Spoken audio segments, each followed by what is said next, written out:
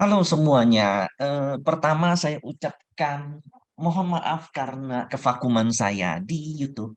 Nah, per kali ini saya mau mencoba mengupload satu video yang membahas mengenai pergerakan seasonality daripada IHSG. So, as we know bahwa saat ini ada virus strain baru dari Afrika yang bernama Omicron. So far, semuanya masih 50-50. Ada beberapa ahli yang mengatakan bahwa penyebaran daripada virus Omicron ini memang lebih cepat, tapi tidak lebih mematikan daripada Delta. So, kalau kita flashback dari apa yang sudah terjadi, mulai dari virus pertama yang muncul di Wuhan, kemudian ada Delta, dan kemudian ada Omicron, maka menurut saya ini merupakan adalah proses dari pandemi menuju endemi. Dan memang seperti inilah prosesnya, di mana virusnya semakin melemah, tapi kita hidup semakin berdampingan dengan mereka. Cuman per kemarin ada yang membuat market semakin uncertainty, yaitu di mana CEO daripada virus Moderna, vaksin Moderna mengatakan bahwa semua vaksin yang ada saat ini nggak akan berpengaruh terhadap Omicron. Nah, so itu yang membuat market saat ini bergejolak. Dan itu membuat market sebenarnya menjadi ideal bahwa per November kita closing di minus 0,87%. Yang to be honest itu masih yang ketiga terbaik dibanding dengan 10 tahun ke belakang. Nah, di tahun kemarin memang terjadi sedikit anomali karena recovery ekonomi yang terjadi juga mendekati akhir tahun sehingga November rally di 9%. Nah, kalau kita melihat tahun ini yang dimana semua rata-rata mengikuti histori, maka saya bisa katakan 90%. Di Desember kita akan rally. Menurut data juga 90% kita akan rally di Desember probabilitasnya. Dah, mari sekarang kita lihat chart daripada IHSG.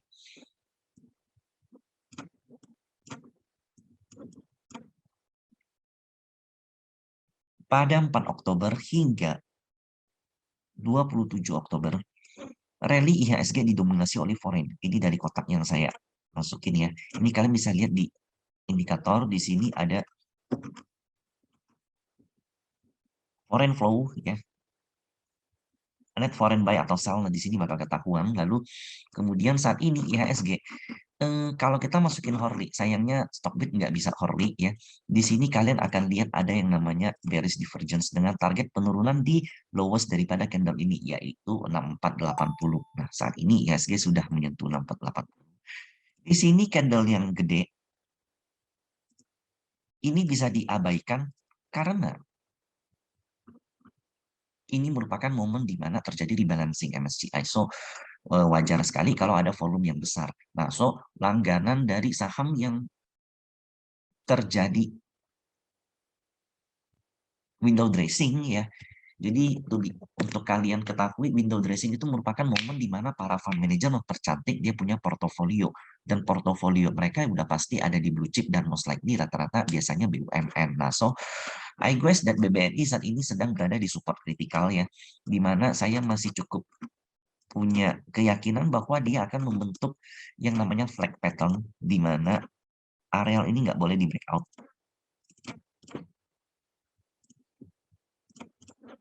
So, jika dia berhasil rebound dari area lowest di 6725, dia akan membuat flagging pattern.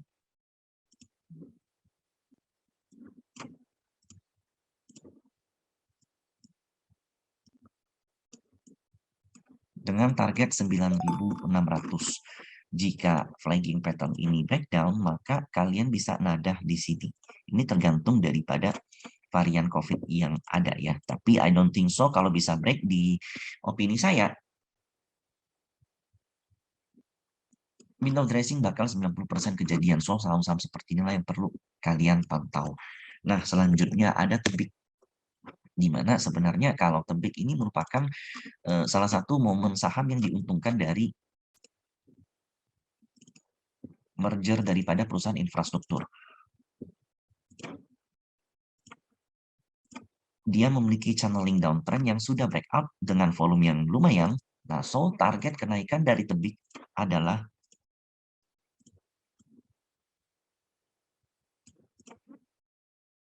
terdekat di 3.290 dan dia akan menuju last high dia di sini, dan itu conviction saya tinggi di sini dengan areal support atau kalian bisa nadah di 2930-an. Oke, jadi ada dua, kemudian ada satu lagi yaitu MDKA, di mana ini udah over banget. So kalau dia koreksi, first step adalah entry di 3400. For your information, MDKA akan menjadi proxy utama dari Cooper atau tembaga, dan kemudian dia juga baru mengakuisisi salah satu tambang dari perusahaan nikel yang juga gede di Indonesia. Jadi ke depan, di tahun-tahun ke depan, nikel dan Cooper itu akan menjadi salah satu komoditas terbaik yang green energy dan juga digunakan oleh electric vehicle. Nah, so 3400 hingga 3080 itu merupakan areal buy untuk MDKA dengan target kenaikan yang masih cukup masif, yaitu in my opinion di atas 5000.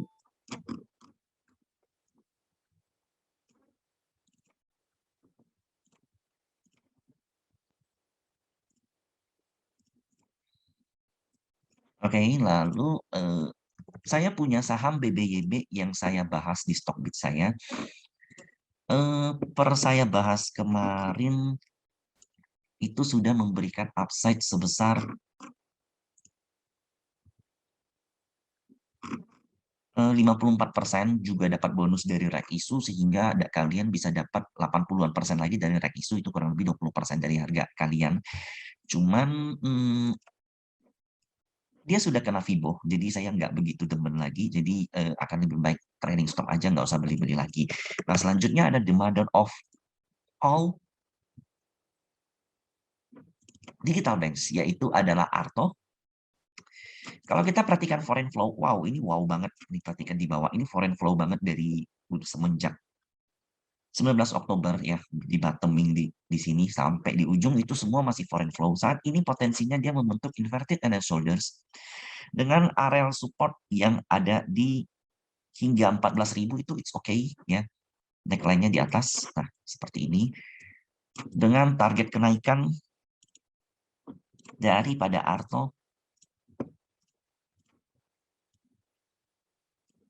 ada di 21.000, dan itu make sense untuk Arto. Nah, kalau kita perhatiin bandar detektor semenjak dari bottom 14 Oktober, ini kalian bisa dapat dengan langganan ya di Stockbit. Hingga hari ini